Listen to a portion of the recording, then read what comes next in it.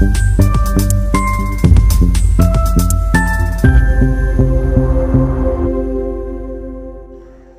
দর্পণ বিনোদন সবার জন্য। চিত্রবিতান আর্ট একাডেমি আয়োজিত বার্ষিক অনুষ্ঠান হৃদয় রবীন্দ্রনাথ চেতনায় নজরুল 25 ও 26 মে 2024 হুগলির উত্তরপাড়ার আজাদ হিন্দ গ্যালারি নেতাজি ভবনে অনুষ্ঠিত হয়ে গেল। অনুষ্ঠানটিতে চিত্র প্রদর্শনী, বার্ষিক পুরস্কার বিতরণ ও অঙ্কন কর্মশালার আয়োজন করা হয়েছিল। তারই কিছু ঝলক এখন আপনারা দেখছেন বং দর্পণের পর্দায়। দেখতে থাকুন বং দর্পণ বিনোদন সবার জন্য। রিপোর্ট বং দর্পণ, কলকাতা।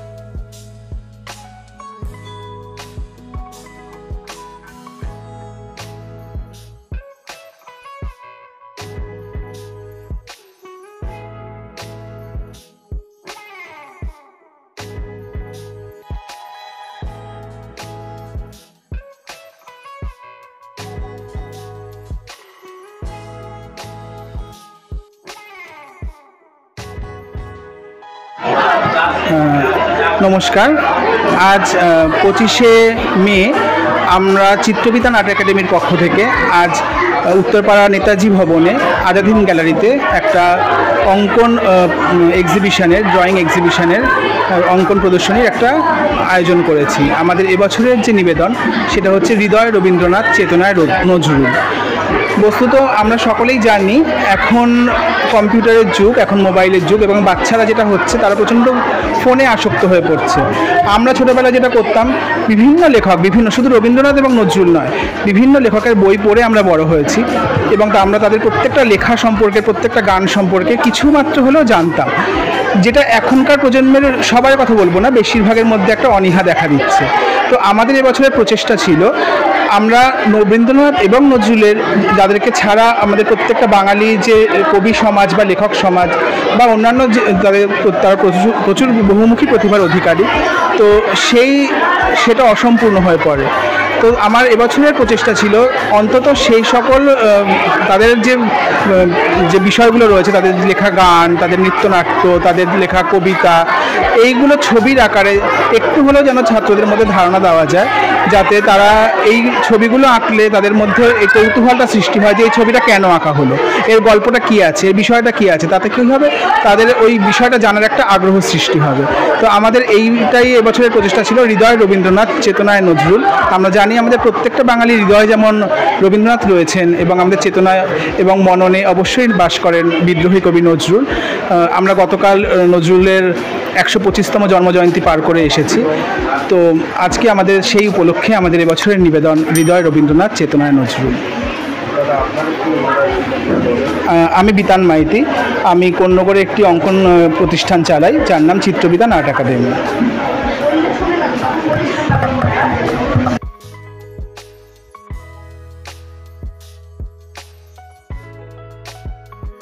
রবীন্দ্রনাথ এবং নজরুলের যে বিষয়গুলো রয়েছে, তাদের উপন্যাস, তাদের গান, তাদের কবিতা, তাদের গল্প, সেই বিষয়গুলো দিয়ে আমরা এবছর আমাদের প্রদর্শনীটাকে সাজানোর চেষ্টা করেছি। এই উদ্দেশ্যটা কেন, এবছর আমরা কেন এই উদ্দেশ্যটা নিয়েছি? আমাদের তো আরো অনেক বিষয় ছিল, যেমন গত বছর আমরা আমার দুর্গা সিরিজ নিয়ে কাজ করেছিলাম। আমাদের এই সিরিজটাই যে হৃদয় রবীন্দ্রনাথ চেতনায় নজরুল, এটার কারণটা কি প্রথমে সেটা জানা দরকার। আমি আশা করেছিলাম এটা আমাকে কোনো না কোনো ছাত্র বা কোনো না কোনো অভিভাবক জিজ্ঞাসা করবে, আনফর্চুনেটলি কেউ করেনি। তো আমি বলে দিই, এখন আমরা প্রত্যেকেই জানি মোবাইলের যুগ, কম্পিউটারের যুগ, এবং প্রত্যেকটা ছেলে মেয়ে ফোনে ভয়ানকভাবে আসক্ত। আমরা কিন্তু এই বয়সে, আমাদের সময় এতটা ডিজিটাল মিডিয়া ছিল না, এবং আমরা প্রত্যেকে বই পড়ার জন্য আগ্রহ করতাম। আমার এখনো মনে আছে, আমি ছোটবেলায় পড়ার বইয়ের পেছনে গল্পের বই লুকিয়ে পড়তাম। আমার মনে হয় না এখনকার দিনে কেউ পড়ে। এইটা প্রত্যেকের মধ্যে কেন অনীহা আমি জানি না, তবে আমি এইটুকু আশা করব এই আগ্রহটা একটু গার্জিয়ানরা যদি উদ্যোগ নেন, কেননা বাচ্চারা না শেখে, ওরা কিন্তু দেখে শেখে, ওদেরকে কিন্তু বললে তারা শেখে না। বাচ্চারা যেটা দেখবে ওরা তারই কপি করবে। আজকে যদি গার্জিয়ানরা একটু বইটা নিয়ে বসেন, পরে আমার মনে হয় বাচ্চারাও পড়বে, সেটা আলাদা বিষয়। তো কেন আমরা হৃদয় রবীন্দ্রনাথ চেতনায় নজরুল এই বিষয়টা কেন আমরা এটা চুজ করলাম? আমি আঁকাতে গিয়ে যেটা ফেস করলাম, অর্ধেকজন রবীন্দ্রনাথের খুব কমন কিছু ছোট গল্প বা খুব কমন কিছু উপন্যাসের নামই জানি, যেগুলো আমরা কিন্তু ছোটবেলায় জানতাম কারণ আমরা এগুলো নিয়ে চর্চা করতাম।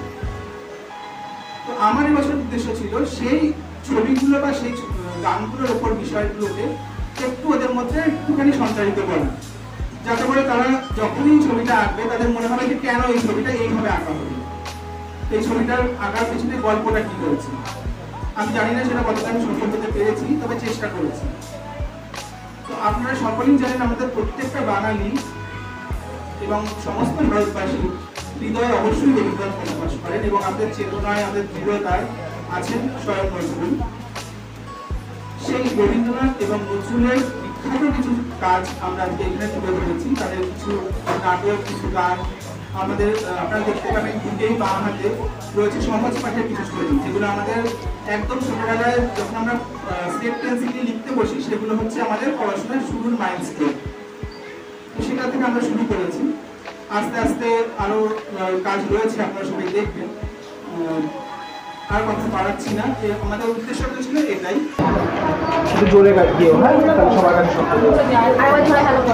হ্যালো, ঠিক আছে, শুরু করো। নমস্কার কবি রবি। নমস্কার, আমি আরাধ্য চৌধুরী। আমরা ছোটরা নাচ গান করা শিখি, আঁকা করি।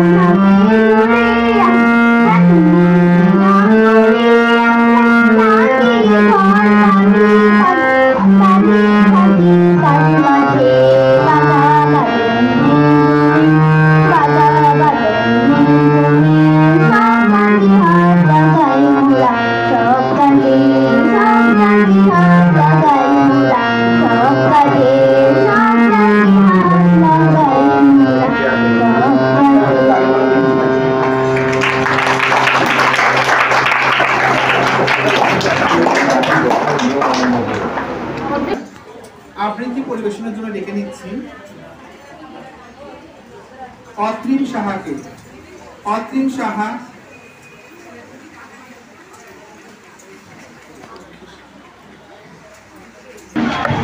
কবিগুরু রবীন্দ্রনাথ ঠাকুরের দুষ্টু। তোমার কাছে আমি দুষ্টু, ভালো যে আর সবাই মৃত্যুর দেয় কালো মিলু ভারী ঠান্ডা কবাই। সতীশ বলো কেন দিন ভালো।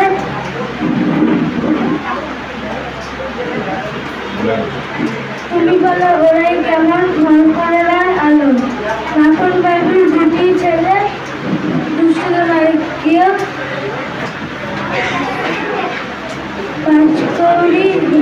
বাসকৌরি ঘোষ লক্ষ্মী ছেলে রক্তপাড়ার গর্বায়। তোমার কাছে আমি দুষ্টু, ভালো যায় সবাই। নমস্কার। উদ্বোধনী নৃত্যের জন্য ডেকে নেব আহেলি ঘোষকে। নেব উদ্বোধনী নৃত্যের জন্য। আমাদের মধ্যে উপস্থিত রয়েছেন উত্তরপাড়া বটগ্রাম পৌরসভার পৌর প্রধান শ্রী যাদব মহাশয়। আমরা অত্যন্ত আনন্দিত আজকের এই অনুষ্ঠানে তাকে আমাদের মধ্যে পেয়ে। স্যারকে আমাদের মধ্যে পেয়ে আমরা খুবই খুশি। আমরা স্যারকে এবার একটু বরণ করে নেব। স্যারকে বরণ করার জন্য আমরা ডেকে নেব জয়া দেকে। অনুরোধ করব স্যারকে বরণ করে নেওয়ার জন্য।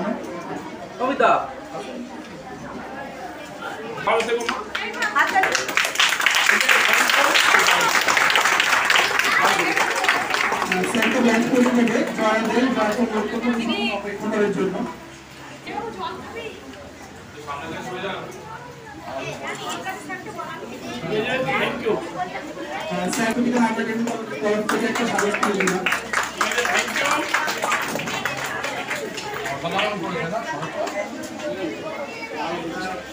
আমাদের বাগদেবী সরস্বতীর একটি মূর্তি স্যারের হাতে আমরা তুলে দেব।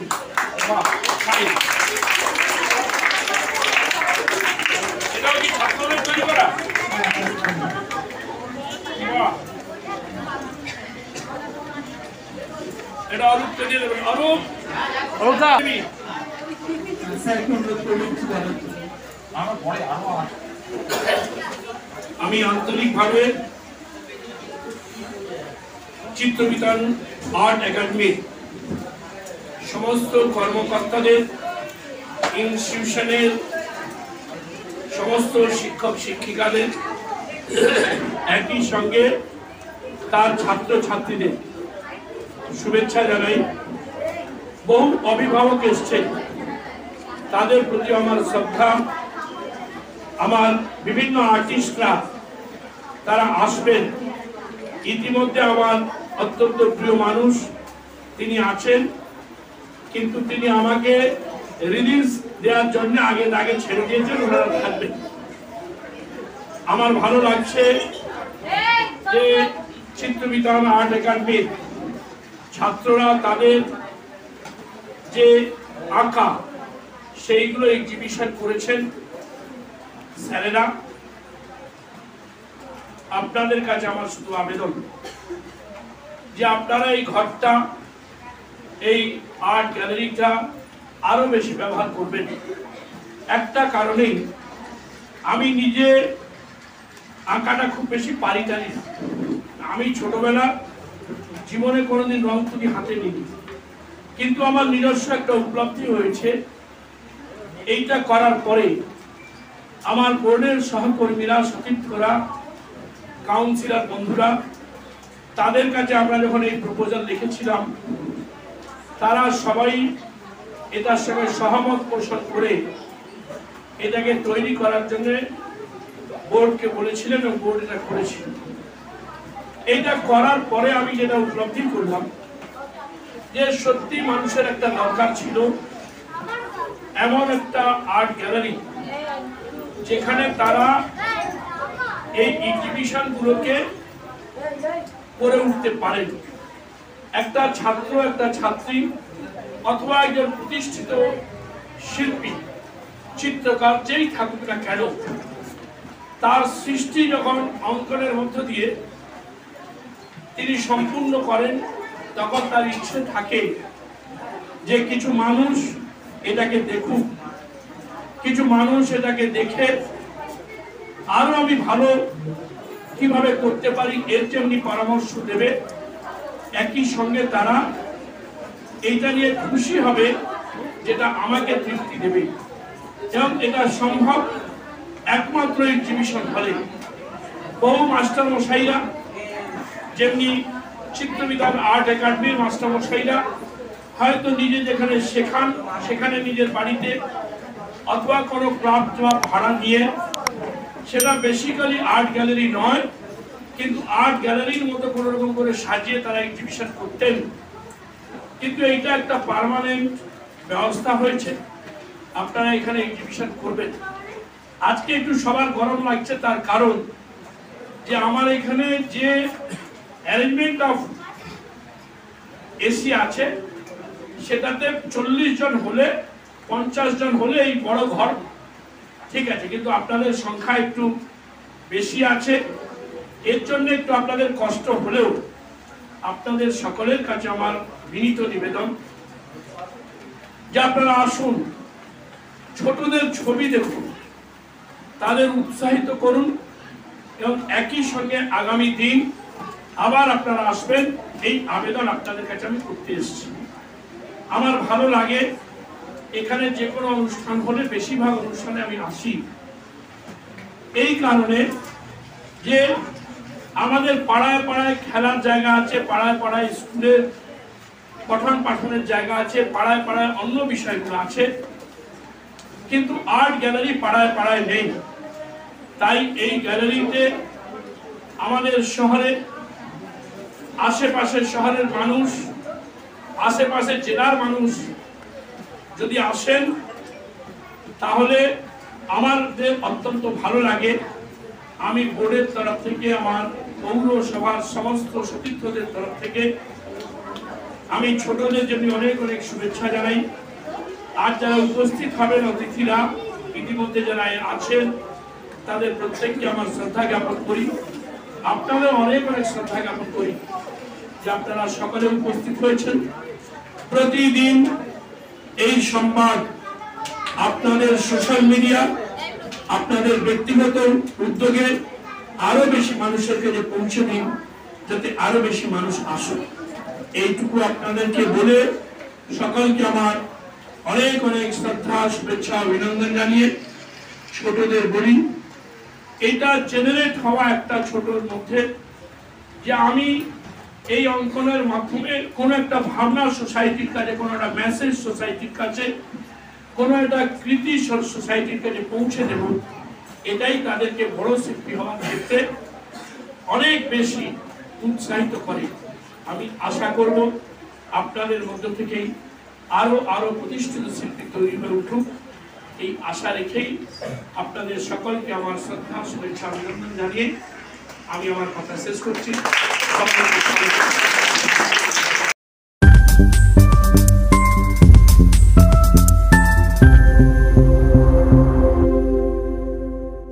বং দর্পণ, বিনোদন সবার জন্য।